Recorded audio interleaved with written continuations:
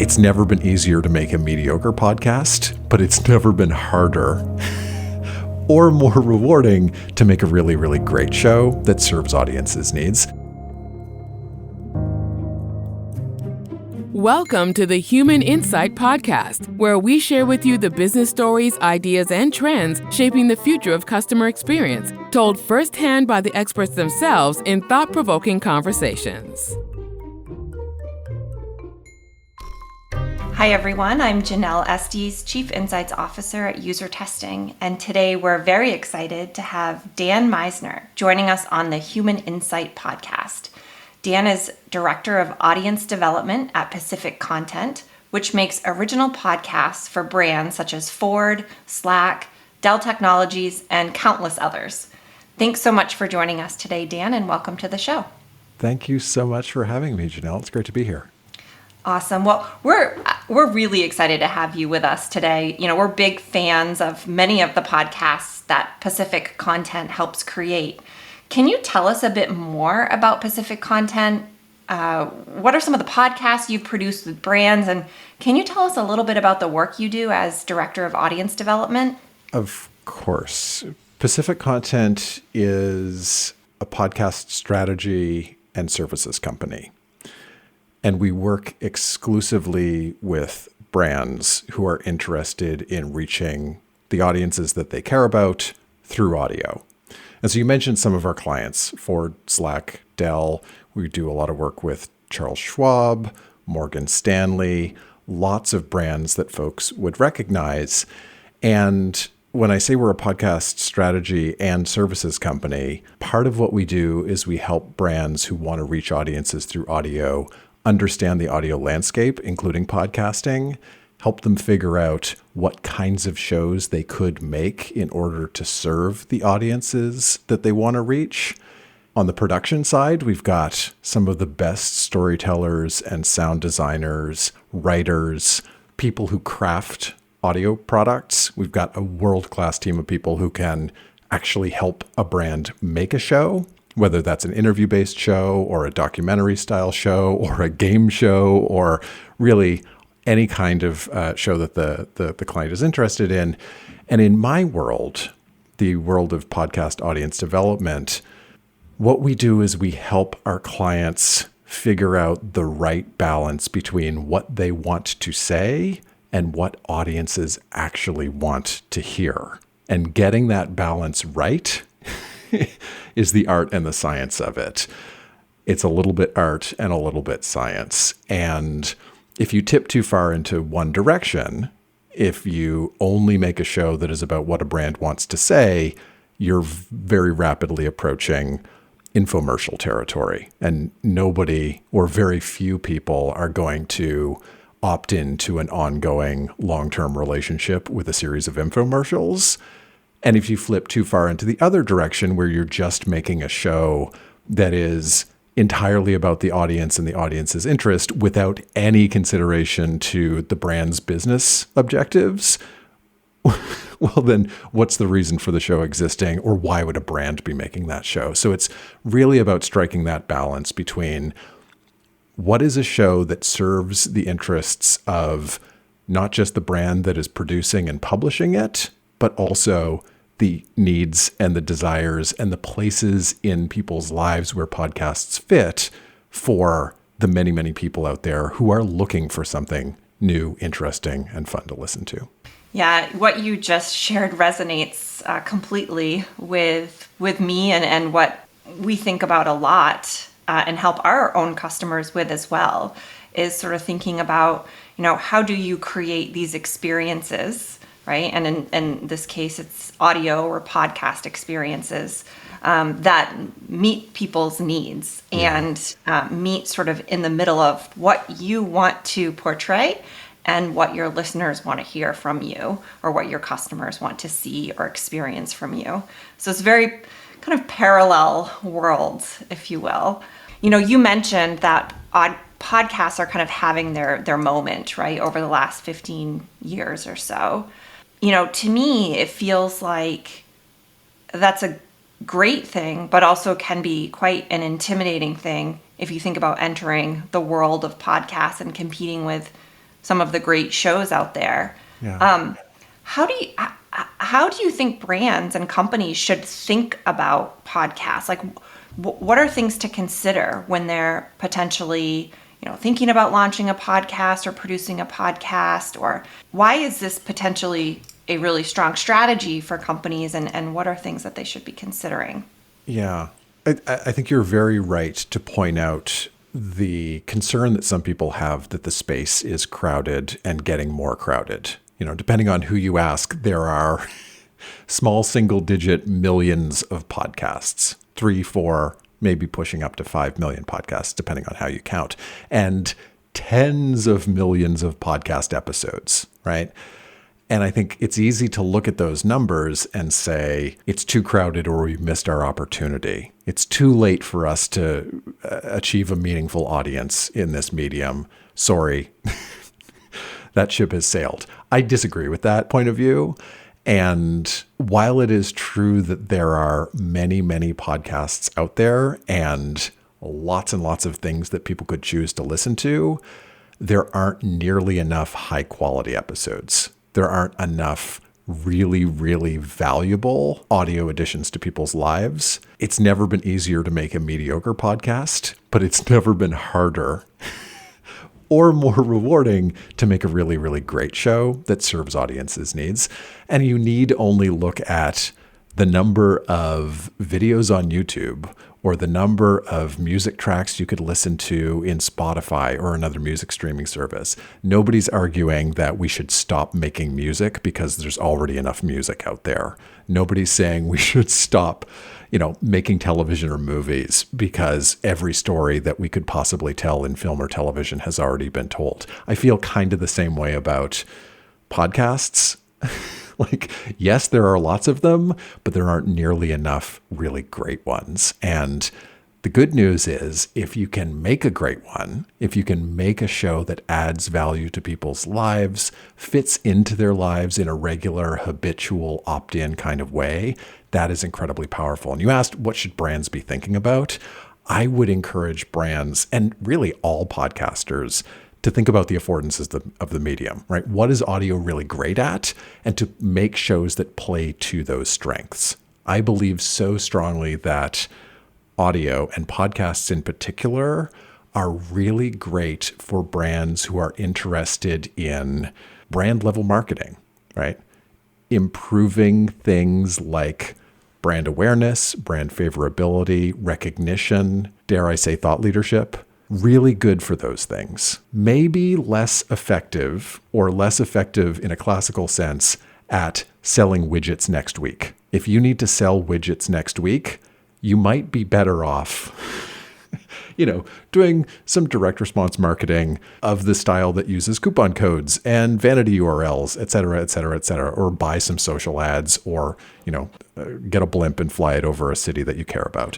Those kinds of things might be more effective. But if what you want is a long-term opt-in relationship with an audience that you care about, the huge advantage that audio has and that podcasts have is they excel in time spent listening. What we see with a lot of our clients is that when you produce a really good half-hour episode or a really good 45-minute episode, we see people spending almost the entire duration of the episode on average. We see retention rates 80%, 85%, 90%. We've seen 95% completion rates. Stuff that you cannot, or at least is really difficult to accomplish in video. We all know what video retention rates look like. And audio, in terms of well-structured, well-designed audio, holding listeners' attention for almost all or the entirety of the duration of an episode, and having them come back again and again, week after week, episode after episode, season after season. It's that time spent listening. And I would gladly take somebody's time and attention and give them something in return on a regular basis than try and spam them or try and trick them into listening to a 30-second spot. So you might not know this, Dan. Maybe you do. But we recently completed our 4th season of the Human Insight podcast. So we've got 37 episodes and counting. And, as we get started on this next season, we really wanted to see what we could do to make our podcast even better. We have been playing around with different things over the last 4 seasons, but thinking about what are ways that we could really up-level our game here. And as part of that thinking, we actually gathered some feedback from podcast listeners around the world. And we're super curious about things like how they experience podcasts, how they find them, what they love about certain podcasts. We ask them lots and lots of questions. And I'd love to play a video clip for you. We can watch it together and then discuss what this means and kind of get your thoughts on what these folks share. In this first clip, we're going to ask listeners how they discover podcasts. We talked about how there's so many options. And so we were curious, how do listeners find new podcasts to consume? So let's give it a watch. How do you normally learn about new podcasts? Oh, I'm all about this. So I research them on the Apple Podcast app. I'll Google if I'm looking for something new. I love if you like true crime, you might like this podcast. I guess normally probably it's mentioned in another show or podcast I listen to. But I have a group of friends and family that we're constantly referring podcasts to one another. Pretty much I would look at, the top ranking podcasts. Maybe I'll look at different categories to see maybe something I can find that I would be interested in. How I usually learn about podcasts is I like to search it. So usually in YouTube as well. In terms of the topics and stuff I like to listen to. Mainly, I think I have discovered podcasts in YouTube, and then I will listen if it's available in Spotify. I will listen on Spotify, but mainly I think I have discovered mostly the podcast in YouTube. But normally it's in the podcast. I'll hear podcast appeared in Google searches, the podcast appeared on YouTube search results. Actually, that's another big one too. So I'd say, the YouTube videos, because I'll do a lot of YouTube videos in the background too, and just kind of have them on and listen. Certainly lots of different ways people are discovering podcasts. Dan, what are your initial reactions to what these folks just shared? What I just heard and saw are so many echoes of common answers in the research that we have available in the podcast industry. So some of the places that I turn to for broad podcast industry research are Edison Research and their Infinite Dial report. I also look to the work that is done here in Canada through the Canadian Podcast Listener Survey. They take a survey-based approach and ask podcast listeners lots and lots of questions about their consumption habits. And one of the most important questions, and one of the questions that I think a lot of podcast marketers are most interested in, is where do you find new stuff? How do you get turned on to new shows, new episodes? How do you discover things?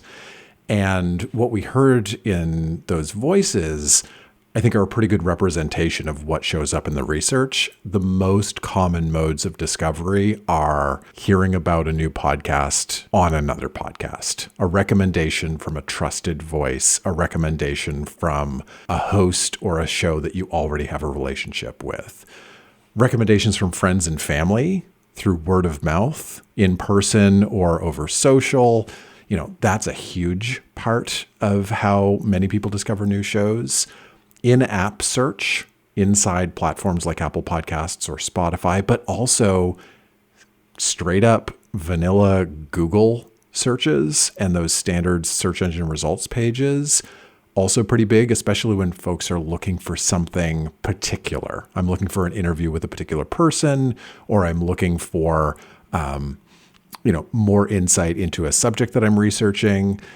And then also this idea of discovery on video platforms, right? So much has been in the zeitgeist in the podcast world over the past couple of months as YouTube has hinted at their plans and ambitions for podcasting. And I think we shouldn't discount YouTube as a discovery, a mode of discovery for audio content, even if people are consuming podcasts on YouTube with their screen off or their phone in their pocket, right? Just because there's a video component doesn't mean people are watching the video component, which is a really important point that my friend and colleague Jeff Vidler made to me the other day.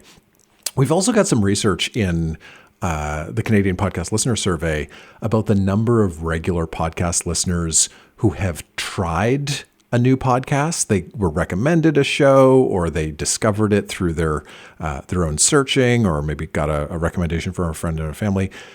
There's research into how many regular podcast listeners tried a new show and then gave up on it. And a lot of podcast listeners spend less than the length of an entire episode before deciding this isn't for me.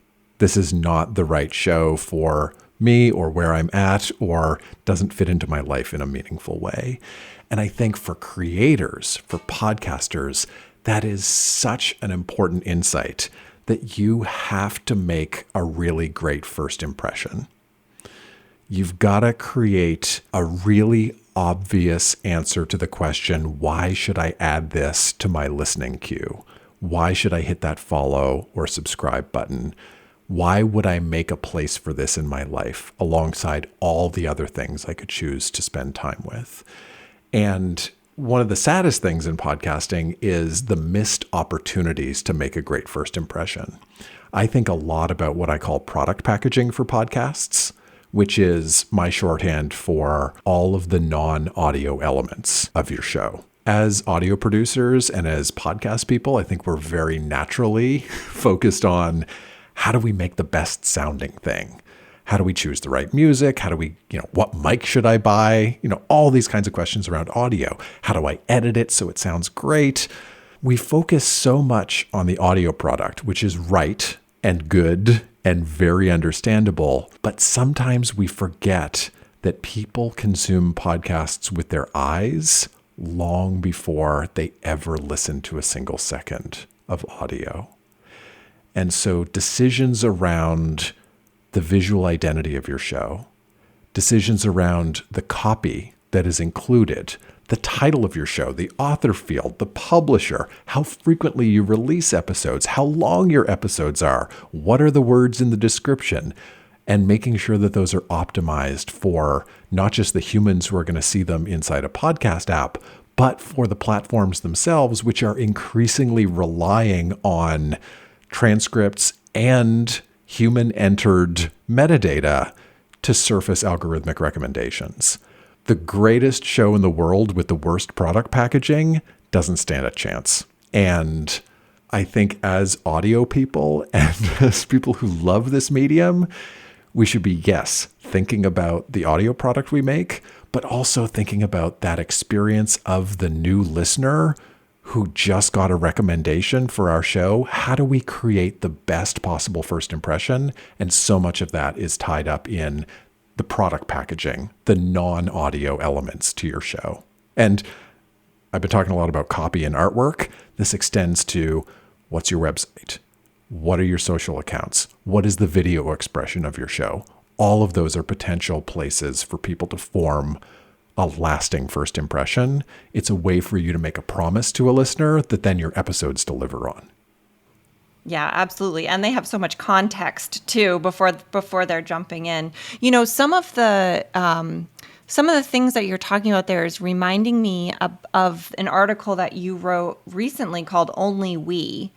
And I really enjoyed the article. Can you share a bit about what the article is about and what your perspective is there? For sure. And total credit to Mark Schaefer for that phrase, only we. I first heard the phrase only we from Tom Webster of Edison Research, and I think he attributes it back to Mark. Only we is the idea that podcasters of all stripes should make the show that they are uniquely suited to make. What is the show that only we could make? What is the show that nobody else could make even if they wanted to? And so in other facets of life, this might be framed as what's your unfair advantage, right? And sometimes the only we is a result of access that you have, right? here are the guests that we can get that nobody else can get. Sometimes the only we is about a point of view or a worldview. Sometimes the only we is about subject matter expertise. I'm not here to tell you what your only we is, but this is your moat. There are so many shows out there that are effectively the same show as everybody else's show. What is the show that only you could make? So from an editorial standpoint, I love Only We because it's a really, really clear lens. Could somebody else make this show and would it be the same? If the answer is yes, I don't think your show is designed especially well. Only We also applies to marketing. It applies to how you build an audience for your show and how you build a show for your audience. The only we when it comes to marketing means how are we going to let the right people know about our podcast in ways that we have that nobody else has. So we do a fair amount of work with the organization Mozilla. They make the Firefox web browser. Mozilla has a podcast called IRL, Online Life is Real Life. The last couple of seasons have been hosted by Manoush Zomorodi. She's wonderful. It's a really, really good show about internet and internet health and internet culture and technology and society. And they've got an upcoming season that I'm really excited about. Mozilla has a web browser. You open up a new tab in Firefox. They've got some pretty valuable real estate there. You can put a podcast right there inside the product that adds value to people's lives. Because if you're the kind of person who loves and regularly uses Firefox, you are more likely to care about the health of the internet.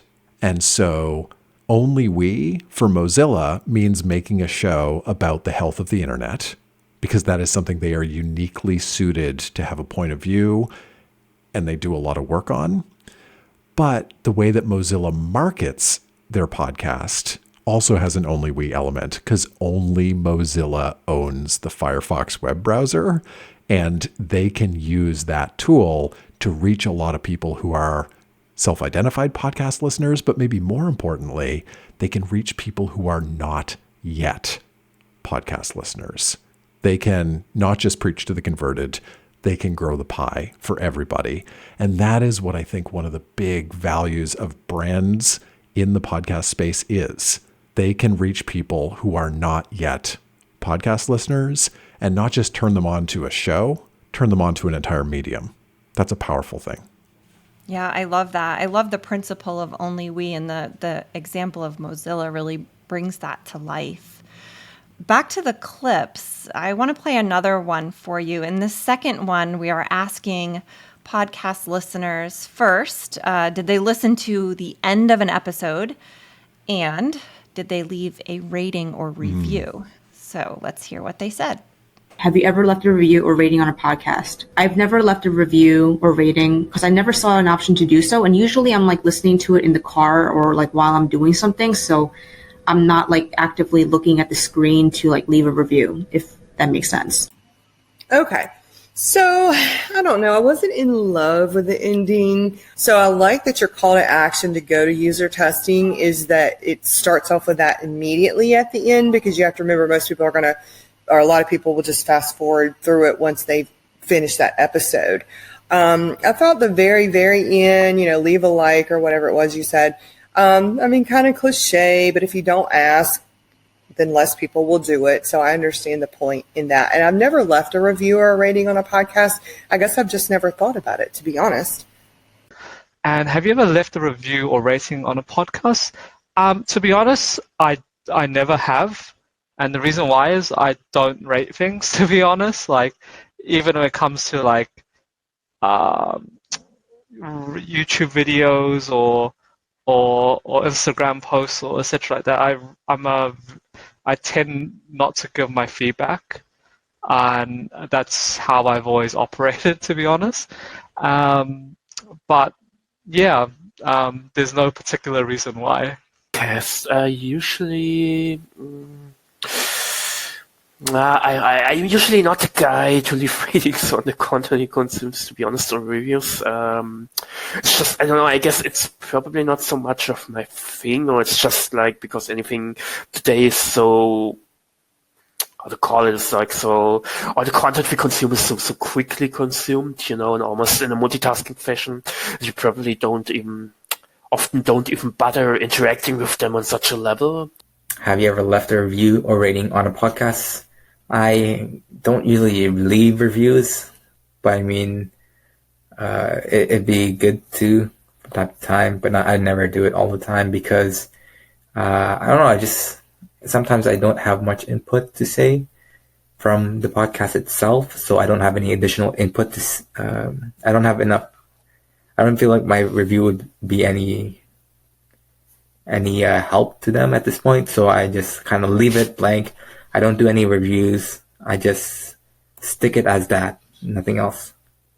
We heard people talking about the value of reviews and ratings and saying things like, it probably should, but most, and actually I think everyone said, I've never left a rating or a review for a podcast. Is that surprising? I feel like every show asks for a rating and review at the end of it.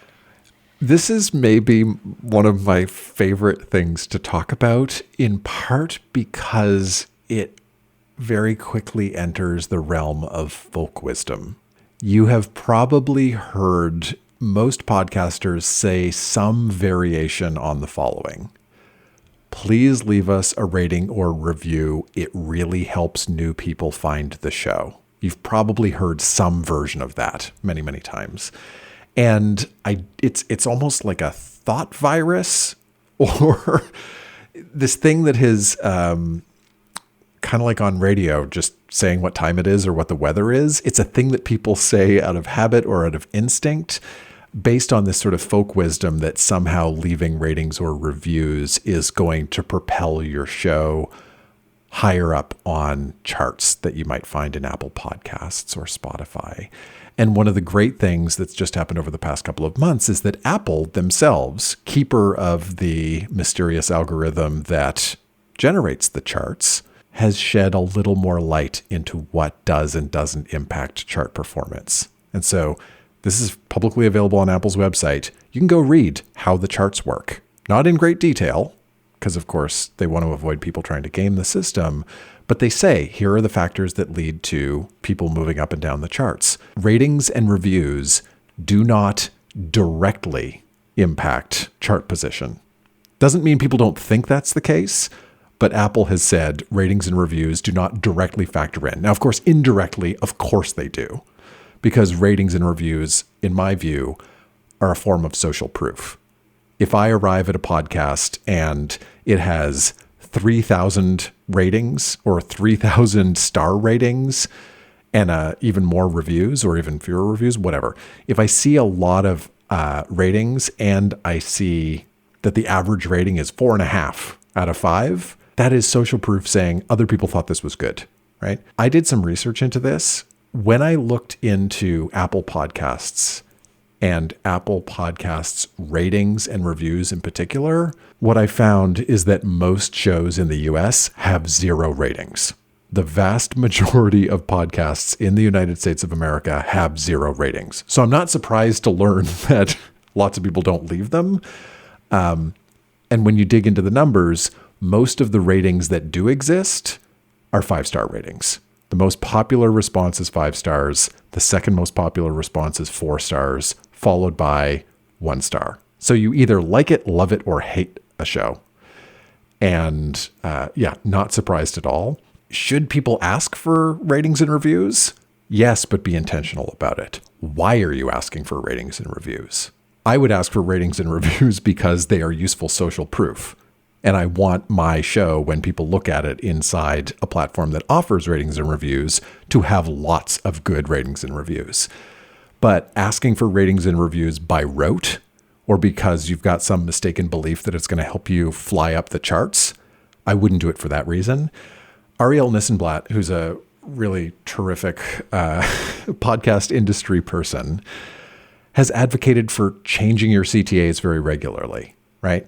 Maybe one week it's leave us a rating and review. Maybe the next week is send us an email. Maybe the next week it's, hey, we're doing something really cool over on social. Why don't you hang out with us there? But if you just by rote ask for ratings and reviews every single episode forever until the end of time, I think you can reasonably expect diminishing returns on that. So keep it up and be intentional about what you're asking people to do, because reviews unto themselves are useful, but mostly as social proof.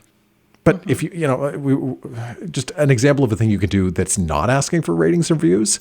We work with the EFF, the Electronic Frontier Foundation. They don't ask for ratings and reviews. They ask people to email with feedback, because then they've got the name of a human being and they can reply. And they can maybe have a deeper conversation than they could in a one-way platform like Apple, where creators cannot respond to, at least at the time of this recording, creators cannot respond to comments that are left in Apple Podcasts. Yeah, it's a great point around providing your listeners an opportunity to have a conversation with you versus, the one-way feedback. And you're so right about it just being part of the language that people use in this creator economy. I have 2 children who, watch a lot of things on YouTube and try to make their own YouTube videos. And that is one of the first things that they say. Hi, guys. Remember to like and subscribe. Thumb this video up. Yeah.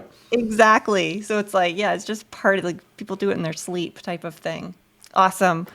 Well, this has been fantastic, Dan. I really appreciate your perspective and expertise. This is great learnings for listeners, but also great learnings for us as we, look to improve our podcast moving forward. Well, thank you again for having me, and congratulations. That's a decent number of episodes under your belts, and I'm looking forward to hearing the upcoming season.